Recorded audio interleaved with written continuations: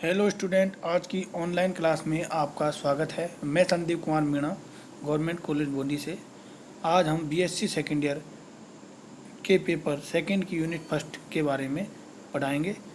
जो मैं पढ़ा रहा हूँ वो मैंने नवकार प्रकाशन की बुक से लिया है। तो पिछली क्लास में मैंने आपको अवकल समीकरण क्या होती है, अवकल समीकरण कितने प्रकार है, फिर आंशिक अवकल समीकरण होती है।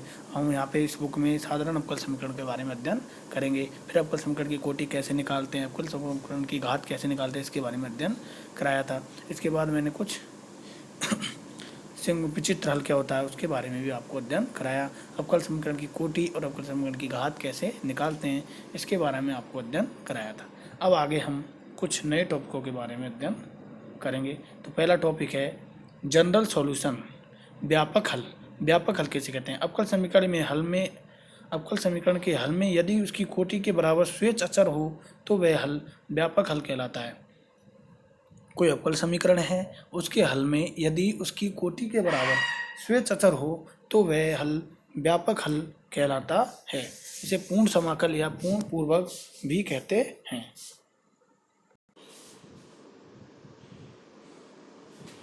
अवकल समीकरण है कोई, उसके हल में यदि उसकी कोटि के बराबर क्या हो, स्वेच्छ अचर हो, आर्बिट्री कांस्टेंट हो तो वह हल क्या कहलाता है? व्यापक हल कहलाता है। इसके पूर्ण समाकल या पूर्ण पूर्ववर्ग में इसे पूर्ण समाकल या पूर्ण पूर्ववर्ग भी कहते हैं। इसके बाद नेक्स्ट डेफिनेशन है पर्टिकुलर सॉल्यूशन, पीएस, विशेष हल। व्यापक हल में प्रयुक्त अचरों को स्वेच्छ मान देने पर प्राप्त हल विशेष हल कहलाता है। कोई भी व्यापक हल है, कोई जनरल सॉल्यूशन है, उसमें जो प्रयुक्त अचर है उनको स्वेच्छ मान देने पर प्राप्त हल क्या कहलाता है? विशेष हल कहलाता है। जैसे एग्जाम्पल से आप समझ सकते हो, y बराबर ए ई की power 2x plus B into E की पावर माइनस 2x, एक क्या है? व्यापक हल है। तथा ए और बी इसमें क्या है? दो स्वेच्छ अचर है। तो उनको हम, जबकि y इक्वल टू 5 ई की पावर 2s एक विशेष हल है, जहाँ चूँकि जो कि a बराबर 5 है, ए को मान हमने कितना मान दे दिया? 5 मान दे दिया। जबकि y बराबर क्या हो जाए? 5 इंटू ई की पावर 2x हो जाए। तो इसमें हमने दो स्वेच्छ अचर थे, ए और बी, उनको क्या दे दिया? मान दे दिया। तो एक विशेष हल है जो a बराबर 5 तथा b बराबर 0 प्रतिस्थापित कर प्राप्त किया जा सकता है। a को हमने 5 मान दिया और b को हमने कितना मान दिया? 0। तो हमें क्या हल प्राप्त हुआ? y बराबर 5 इंटू ई की पावर 2x। ये क्या है? एक पर्टिकुलर सॉल्यूशन है, विशेष हल है। इसके बाद हमारी अगली डेफिनेशन है विचित्र हल। विचित्र हल की डेफिनेशन मैंने पिछली क्लास में बताई थी और यहाँ भी देखें आप। ऐसे हल जो व्यापक हल से व्युत्पन्न नहीं किए जा सकते किंतु फिर भी हल होते हैं, विचित्र हल कहलाते हैं। ऐसे हल जो व्यापक हल से क्या है? व्युत्पन्न नहीं किए जा सकते परंतु किंतु फिर भी हल होते हैं, विचित्र हल कहलाते हैं। एग्जाम्पल है y बराबर X into D by D X plus A to square root of plus D by D x का होल स्क्वायर का विचित्र हल X square plus Y square equal to A square है। तथा ये व्यापक हल y बराबर C X plus A into square root of 1 plus C square से स्वेच्छ, इसमें क्या है? स्वेच्छ अचर सी को मान देकर व्युत्पन्न नहीं किया जा सकता है। जो व्यापक हल है उसमें क्या स्वेच्छ अचर क्या है? सी है। तो सी को हम कुछ मान दें, उससे क्या नहीं किया जा सकता? जो विचित्र हल है वो प्राप्त नहीं किया जा सकता है। तो व्यापक हल विचित्र हल क्या कहलाते हैं? ऐसे हल जो व्यापक हल से व्युत्पन्न नहीं किए जा सकते किंतु फिर भी हल होते हैं, विचित्र हल कहलाते हैं। इसके बाद हमने जो भी अवकल समीकरण थी उससे रिलेटेड मैंने डेफिनेशन पढ़ी। अवकल समीकरण क्या है, कितने प्रकार की है, फिर उसमें भी हमने साधारण अवकल समीकरण थी उसमें कितने प्रकार होते हैं, रेखिक है, रेखिक होते हैं, उसके बारे में अध्ययन किया। फिर उसके बाद हमने अवकल समीकरण कोटि क्या होती है, घात क्या होती है, जरा कुछ डेफिनेशनों के बारे में पढ़ा। व्यापक हल क्या है, विशेष हल क्या है, विचित्र हल क्या है, इसकी डेफिनेशन के बारे में अध्ययन किया। तो अब इनसे रिलेटेड हमारे क्या है? इलस्ट्रेटिव एग्जाम्पल है, कुछ उदाहरण हैं उनके बारे में हम अध्ययन करेंगे। तो पहला एग्जाम्पल है सरल आवर्त गति x equal to a into cos of N T plus alpha के अवकल समीकरण का निर्माण कीजिए। इसके अवकल सरल आवर्त गति का जो समीकरण दे रखा है उसके अवकल समीकरण का हमें क्या करना है? निर्माण करना है। तो अवकल समीकरण का निर्माण कब होगा? जब उसके स्वेच्छ अचर दे रखा है ये, उसका क्या हो जाए? विलोपन हो जाए, तो हमें अवकल समीकरण क्या हो जाएगी? प्राप्त हो जाएगी। एक अवलोकन करने के लिए दी गई समीकरण है उसका हम क्या करेंगे? दो बार क्या करेंगे? अवकलन करने पर तो डिफ्रेंशिएशन करेंगे, dx upon D t equal to minus N a sine of N T plus alpha. चूँकि कोस का होगा माइनस साइन ऑफ और फिर एन टी प्लस एल्फा का होगा तो एन आ जाएगा और टी के सापेक्ष कितना हो जाएगा? 1। इसके बाद दोबारा करेंगे, इसका दोबारा टी के सापेक्ष क्या करेंगे? इसका डिफ्रेंशिएशन करेंगे, अवकलन करेंगे। तो D two X upon D T square equal to होगा माइनस एन ए, तो कॉन्स्टेंट आ जाएगा, साइन का क्या जाएगा? Cos of N T plus alpha. फिर एन टी प्लस एल्फा करेंगे क्या आएगा? एन। तो इसलिए क्या प्राप्त हुआ? Minus N square A cos of N T plus alpha. चूँकि एक्स इक्वल टू होता है A cos of N T plus alpha, तो बराबर क्या प्राप्त हुआ? Minus N square into x. तो इस प्रकार d2x/dt² प्लस कितना प्राप्त हुआ n² x 0। तो ये क्या हो गई, एक अवकल समीकरण प्राप्त हो गई। वांछित अवकल समीकरण है तथा त्वरण मूल बिंदु से दूरी के व्युत्क्रमानुपाती है।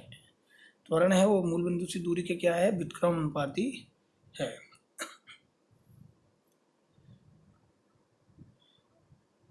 d2x/dt² क्या है, ये किसको डिनोट करता है, d2x/dt² है वो किसको डिनोट करता है, त्वरण को डिनोट करता है। तो ये मूल बिंदु से दूरी के क्या है, व्युत्क्रमानुपाती कहाँ हो गए, मूल बिंदु से दूरी के क्या है, समान व्युत्क्रमानुपाती है। जो नेगेटिव आ जाएगा तो ले जाएंगे। तो इसके बाद सेकंड एग्जांपल है हमारा, निम्न वक्रकुल का अवकल समीकरण बनाइए। तो निम्न अवकल y = a × e⁻² + b × e⁻²s है। वेयर a तथा v आर क्या दे रखे हैं आपको, आर्बिट्री कांस्टेंट दे रखे हैं, जहाँ a तथा v क्या है, स्वेच्छ अचर है। तो हमें क्या करना है, वक्रकुल का अवकल समीकरण ज्ञात करना है। तो इसके लिए क्या करेंगे, a और b दो आर्बिट्री कांस्टेंट है, इनका क्या करेंगे, विलोपन करेंगे। तो इसके लिए क्या है, चूंकि दिया हुआ है y = क्या दे रखा है आपको, a × e⁻²x + b × e⁻²x, b × e⁻²x। तो इसका कह रहे हैं x के सापेक्ष क्या करने पर, अवकलन करने पर। तो dy/dx कितना होगा, ये कांस्टेंट है, e⁻²x का कितना हो जाएगा, e⁻²x और 2x का कितना होगा 2। तो 2a e⁻²x माइनस इसका क्या होगा 2v e⁻²x। इसको इक्वेशन नंबर क्या नाम दिया, 2 नाम दिया। एक तो जो दे रहा है उसका नाम दिया। इसके बाद पुनः दो इक्वेशन उसका x के सापेक्ष क्या करेंगे, अवकलन करेंगे। तो d2y/dx² कितना होगा, 2a कांस्टेंट है, e⁻²x का कितना होगा, e⁻²x × 2 तो कितना हो गया 4a × e⁻²x, फिर इसका होगा तो -2b, फिर इसकी होगा e⁻²x और -2 तो कितना हो गया +4b e⁻²x। तो बराबर 4 कॉमन ले लेंगे तो कोष्टक क्या प्राप्त होगा, a × e⁻²x plus b × e⁻²x। चूँकि इसका मान किसके बराबर होता है, y के बराबर। तो इक्वेशन 1 का क्या करेंगे, यूज कर लेंगे। तो d2y/dx² कितना हो गया 4y। तो इस प्रकार दो स्वेच्छ अचर है a और b का क्या कर दिया हमने, विलोपन कर दिया। तो हमें क्या प्राप्त हुआ, वक्रकुल का जो वांछित समीकरण है वो क्या प्राप्त हो गया, 4 इक्वेशन प्राप्त हो गई। तो ये क्या हो गया, अवकल समीकरण का क्या आ गया, आपको हल प्राप्त हो गया। कितना है, d2y/dx² = 4y। इसके बाद हमारा नेक्स्ट एग्जाम्पल है, अवकल समीकरण से रिलेटेड है। त्रिज्या a वाले सभी वृत्तों का अवकल समीकरण ज्ञात कीजिए। तो त्रिज्या a वाले जो सभी वृत्तों का है वो अवकल समीकरण क्या करना है, हमें ज्ञात करना है। तो a त्रिज्या के सभी वृत्तों का समीकरण निम्न प्रकार लिखा जा सकता है। चूंकि सभी वृत्तों की कर रहे हैं, चूंकि हम जानते हैं वृत्त का समीकरण होता है, साधारण से समीकरण होता है x² + y² = a²। तो ये तो मूल बिंदु से जाने वाले वृत्त का समीकरण, लेकिन क्या कह रहा है लैंग्वेज में, a त्रिज्या वाले सभी वृत्तों का। तो इसके लिए जनरल समीकरण लिखना पड़ेगा। तो जनरल समीकरण क्या होता है वृत्त का, a त्रिज्या के सभी वृत्तों का अवकल समीकरण निम्न प्रकार से लिखा जा सकता है। वो क्या लिखेंगे, x - h का whole square plus y - k का whole square equal to a²। ये क्या है, रेडियस है, जहाँ h तथा k वृत्त के केंद्र के क्या है, निर्देशांक है तथा स्वेच्छ अचर है। h और k वृत्त के केंद्र के निर्देशांक तो हैं, साथ ही साथ क्या है, स्वेच्छ अचर है। ये क्या रेडियस है, क्योंकि ये त्रिज्या आपको दे रखी है तो ये रेडियस है।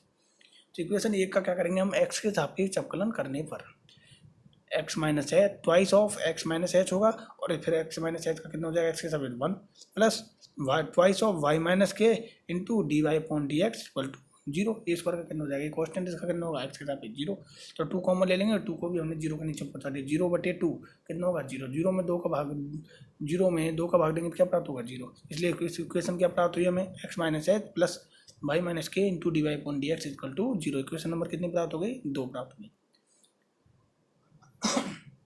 पुनः जो इक्वेशन 2 है उसका क्या करेंगे हम, x के सापेक्ष अवकलन करने पर। पुनः इक्वेशन 2 का x के सापेक्ष अवकलन करने पर तो क्या प्राप्त होगा, x का 1 h का 0 1 प्लस y - k कॉमन ले लिया। y - k तो कांस्टेंट है, बाहर आ जाएगा। y - k तो क्या हो जाएगा, बाहर आ जाएगा। तो पहले dy/dx का क्या करेंगे, u × v से होगा यहाँ पे। तो y - k को एच रखा, d2y dy/dx का कितना हो जाएगा, इसके सापेक्ष d2y/dx² प्लस फिर y - k का dy/dx को एच रखा, और y - k का करेंगे तो कितना आएगा dy/dx, और एक dy/dx पहले से तो कितना हो गया dy/dx का होल स्क्वायर इक्वल टू 0। तो इक्वेशन नंबर क्या प्राप्त हो गई, 3 प्राप्त हो गई। इक्वेशन 1, 2 तथा 3 से हमें h और k का क्या करना है, विलोपन करना है। h और k का विलोपन हो जाएगा, उसके बाद जो इक्वेशन प्राप्त होगी वही क्या हो जाएगी, हमें a त्रिज्या वाली वृत्तों का क्या प्राप्त हो जाएगा, आपको अवकल समीकरण प्राप्त हो जाएगा। तो इक्वेशन 1 तथा 2 तथा 3 से h तथा k का विलोपन करने पर, इसके लिए क्या किया हमने, बाई माइनस के का मान निकाल लिया। यहाँ से क्या कर लिया हमने, बाई माइनस के का मान निकाल लें। अगर इक्वेशन 3 से हम बाई माइनस के का मान निकाल लें और इक्वेशन बाई माइनस के का मान आ जाएगा तो इक्वेशन 2 से हमें x का मान प्राप्त हो जाएगा, x माइनस एच का मान प्राप्त हो जाएगा। और x माइनस एच और बाई माइनस के जो मान प्राप्त होंगे दोनों मानों को किस में रख देंगे हम, इक्वेशन फर्स्ट में। तो हमें क्या प्राप्त हो जाएगी, त्रिज्या वाले वृत्तों के अवकल समीकरण आपको क्या हो जाएंगे, प्राप्त हो जाएंगे। तो इक्वेशन 3 से हमने क्या किया, बाई माइनस के का मान निकाला तो कितना प्राप्त हुआ, बराबर minus of 1 plus D Y upon D x का होल स्क्वायर, इसको कोष्टक में लिख दिया, वटे D two Y upon D x square. Equation number क्या प्राप्त हुई, 4। इक्वेशन 4 का से मान किस में रखने पर, इक्वेशन 2 में रखने पर। इक्वेशन 4 से मान किस में रख दिया, इक्वेशन 2 में। तो x माइनस एच का मान प्राप्त हो जाएगा यहाँ से। तो x minus h equal to कितना हो जाएगा, तो माइनस और माइनस क्या हो जाएंगे, प्लस हो जाएंगे। तो plus 1 plus D Y upon D x का होल स्क्वायर, इसको कोष्टक बना दिया, इसका कोष्टक बना के लिख दिया, फिर into D Y upon D X बटे D two Y upon D x square. इसको इक्वेशन नंबर क्या नाम दिया, 5। इक्वेशन 4 तथा इक्वेशन 5 से y माइनस के और x माइनस एच का मान इक्वेशन 1 में रखने पर, चूंकि इक्वेशन 5 है उसका मान तो कितना है, x माइनस एच का मान तो इक्वेशन 5 देती है, जबकि y माइनस के का मान कितना मान देती है, y माइनस के का मान इक्वेशन 4 देती है। तो इक्वेशन 5 तथा इक्वेशन 4 से x माइनस एच और y माइनस के का मान इक्वेशन 1 में रखने पर, तो इक्वेशन 1 में मान रखोगे आप, इसमें रखोगे इक्वेशन 1 में मान रखना है, इनका होल स्क्वायर है। तो क्या प्राप्त हुआ हमें, 1 plus D Y upon D x का होल स्क्वायर का क्या प्राप्त होगा, स्क्वायर है दोनों का, एक्स माइनस एच का होल स्क्वायर और वाई माइनस के का होल स्क्वायर। तो 1 plus D Y upon D x का क्या हो जाएगा, होल स्क्वायर, है ना, स्क्वायर का, इसके कोष्टक का क्या कर देंगे, स्क्वायर बटे d Y upon D x का होल स्क्वायर, है ना, बटे नीचे आएगा d two Y upon D x का होल स्क्वायर आ जाएगा, प्लस वाई माइनस के में कितना है, ये है। इसके बाद क्या हो जाएगा, वाई माइनस के में भी ये आया आपका d Y upon D x का होल स्क्वायर हो गया, ठीक है। तो अब क्या होगा, डी टू वाई नीचे देखा अपने डिनोमिनेटर है जो हर है उसमें क्या है, d two Y upon D x square, d two Y upon D x square, d x square. तो चूंकि होल स्क्वायर आएगा तो इसका स्क्वायर तो आएगा, तो फिक्स हो गया। तो ये तो आ जाएगा राइट हैंड साइड में, बराबर क्या आ जाएगा, ये को हमने क्या ले लिया, एलसीएम लेके राइट हैंड साइड में पहुंचा दिया। तो बराबर क्या, राइट हैंड साइड में क्या प्राप्त होगा, पहले देखें, A square into D two Y upon D x square का होल स्क्वायर, और लेफ्ट हैंड साइड में क्या प्राप्त होगा आपको, 1 plus D Y upon D x का तो whole square, D 1 plus D Y upon D x का स्क्वायर का होल स्क्वायर प्राप्त हुआ। अब इसमें क्या है, पहली टर्म है D Y upon D x का स्क्वायर, प्लस इधर लिखेंगे तो क्या लिखेंगे, 1 plus D Y upon D x का होल स्क्वायर का स्क्वायर, ठीक है, स्क्वायर का 1 plus D Y upon D x का स्क्वायर, वाई माइनस के मान लेगा, फिर इसको पोस्ट लगा के स्क्वायर। तो 1 plus D Y upon D x का स्क्वायर क्वेश्चन में का स्क्वायर है वो कॉमन आ गया, तो क्वेश्चन क्या प्राप्त हुआ, 1 plus D Y upon D x का स्क्वायर। चूंकि 1 plus D Y upon D x का स्क्वायर की पावर कितनी है, 2, और ये कितनी है, 1 plus D Y upon D x का स्क्वायर की पावर कितनी है, 1, 2 और 1 दोनों जुड़ जाएगी। चूंकि आधार सेम है तो घात क्या होती है, जुड़ जाती है। तो क्या प्राप्त हुआ, 1 plus D Y upon D x का स्क्वायर की घात कितनी आई, क्यूब, घात 3 बराबर A square into D two Y upon D x का डी एक्स स्क्वायर का स्क्वायर, जो कि अभिष्ट क्या है, अवकल समीकरण का क्या है, हल है। जो इक्वेशन 4 दे रखी थी, वृत्त की इक्वेशन दे रखी थी, उसका अविष्ट हल क्या हो गया, ये इक्वेशन प्राप्त हो गई है। तो इससे ज्ञात होता है कि वृत्त की जो वक्रता त्रिज्या है वो क्या होती है, अचर होती है। इससे ज्ञात होता है कि जो वृत्त की वक्रता त्रिज्या वो क्या होती है, अचर होती है। तो ये हमें ए त्रिज्या वाले वृत्त का क्या आ गया, अवकल समीकरण का अविष्ट समीकरण प्राप्त हो गया है। तो प्यारे विद्यार्थियों, आज मैंने आपको सबसे पहले ये बताया कि व्यापक हल किसे कहते हैं, उसके बाद व्यापक हल की डेफिनेशन बताने के बाद हमने बताया कि विशेष हल किसे कहते हैं। विशेष हल की डेफिनेशन बताने के बाद, चूंकि व्यापक हल में की डेफिनेशन बताई, व्यापक हल में जो स्वेच्छ अचर रहते हैं उनको मान दे देते हैं तो विशेष हल प्राप्त हो जाता है। और विशेष हल की डेफिनेशन बताने के बाद मैंने आपको विचित्र हल की डेफिनेशन क्या होती है उसके बारे में आपको पढ़ाया। उसके बाद मैंने कुछ मोस्ट इंपोर्टेंट एग्जाम्पल्स है अवकल समीकरण से रिलेटेड, किसी भी कोई इक्वेशन दिया की है उसके अवकल समीकरण कैसे निकालते हैं उसके बारे में आपको अध्ययन कराया। इसके बाद मैंने आपको बताया कि कोई भी जैसे आपने एग्जाम्पल 4 किया कि एक त्रिज्या वाले वृत्त है उसके अवकल समीकरण का निर्माण कैसे करोगे। तो कुछ मैंने आपको 3 एग्जाम्पल कराए, तीनों में एग्जाम्पलों में कोई आपको इक्वेशन दे रखी है, जैसे सरल आवर्त गति की दे रखी है इक्वेशन, एक त्रिज्या वाले वृत्त की इक्वेशन दे रखी है, तो उसके अवकल समीकरण का मान कैसे निकालोगे। तो अवकल समीकरण का मान निकालने के लिए क्या है, जो स्वेच्छ अचर दे रखे हैं उसका क्या करना है, आपको विलोपन करना है। तो स्वेच्छ अचर का विलोपन करने के बाद जो इक्वेशन प्राप्त होती है वो क्या होती है, आपकी अवकल समीकरण की इक्वेशन होती है। तो जब भी आपको टाइम मिले, जो आज पढ़ा है उसे बड़े ध्यान से पढ़ें, जिससे आगामी क्लास में अवकल समीकरण से रिलेटेड कुछ नए टॉपिकों के बारे में अध्ययन कराया जाएगा तो वो आपको समझ में आ सके। Okay student.